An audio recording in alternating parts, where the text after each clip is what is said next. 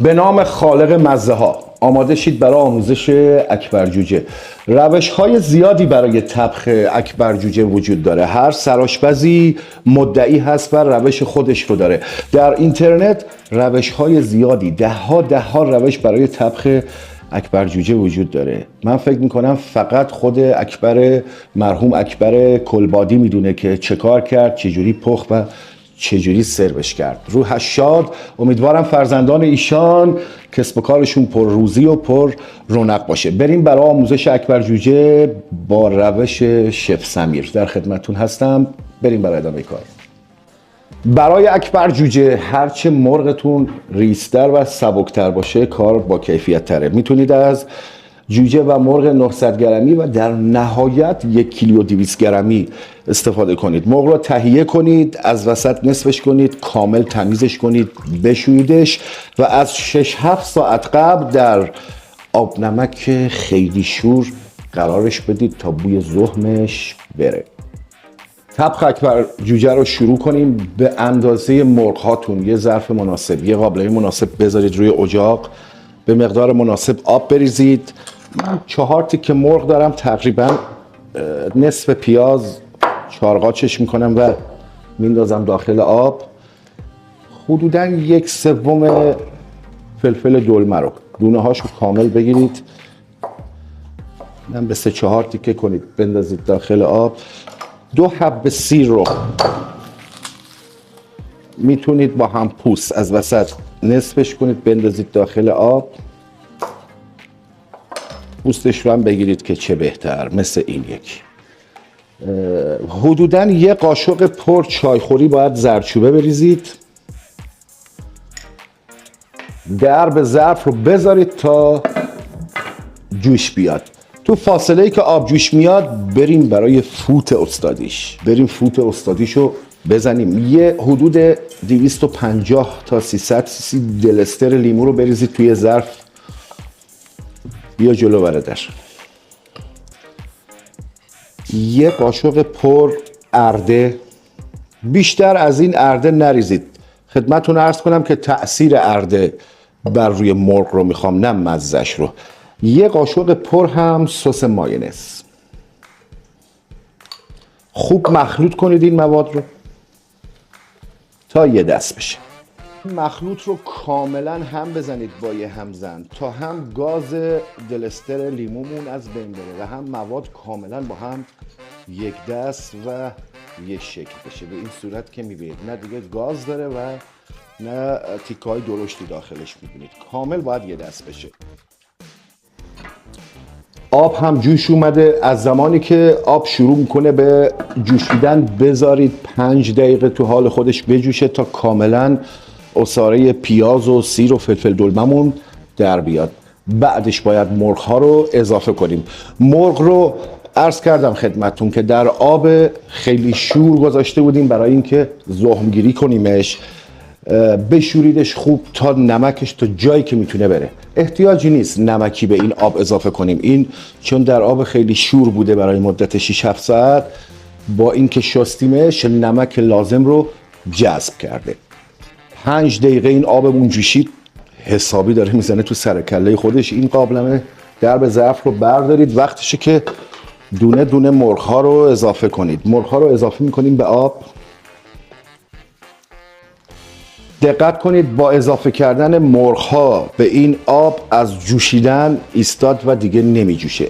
از لحظه ای که دوباره آب شروع کرد به جوشیدن 10 دقیقه زمان بگیرید و مرغ ها رو خارج کنید. خب حتما سوال میکنید این چاشنی که درست کردیم رو باید چه کار کنیم؟ به محضی که این جوش اومد این چاشنی رو اضافه میکنیم و 10 دقیقه بهش زمان میدیم و بعد مرغ ها رو خارج میکنیم. بعد از اضافه کردن مرغ ها تحت هیچ شرایطی درب ظرف رو نذارید. بذارید تو همین حالتی که قابلممون درب نداره جوش بیاد. یواش یواش داره جوش میاد. یه مقدار از آب رو به این چاشنی که ساختیم اضافه کنید. 3-4 ملعقه اضافه کنید و خوب مخلوطش کنید. آب در حال جوش اومدنه. یه مقدار از آبم با این چاشنی که ساختیم مخلوط کردیم. خوب هم میزنیم تا یه دست بشه و خیلی آروم به مخلوط آب و مرغ اضافه میکنیم. یه هم میزنیم تا کامل یه دست بشه. از زمانی که جوش اومد به مدت 10 دقیقه بهش فرصت میدیم و اجازه میدیم که مرغ داخل این آب پخته بشه. اینجا هم توصیه میکنم یه قاشق چایخوری کوچیک فلفل قرمز اضافه کنید. احتیاج به هیچ ادویه دیگه ای نداره. میخوام شما رو دعوت کنم به طعم لذیذ و طعم واقعی اکبر جوجه. حدوداً 7-8 دقیقه است که در حال جوشیدن هستید مرغمون. وقتشه که یه شوک اسیدی بهش بدیم. حالا یا آب لیمو یا سرکه یا آب نارنج. برای این مقدار حدوداً نصف ملاقه آب لیمو من اضافه میکنم که یه شوک بهش بدم و مخلوطش میکنم. میذاریم 2-3 دقیقه دیگه جوش بخوره، بعد مرغا رو باید خارج کنیم. دوستان و همراهان با عشق من، یه چند تا نکته از خدمتتون عرض کنم که حتما برای این مرحله از طبخ اکبر جوجه از یه ظرف مناسب و جادار استفاده کنید و مرغ‌ها در فشار نباشه موقع آب پز شدن.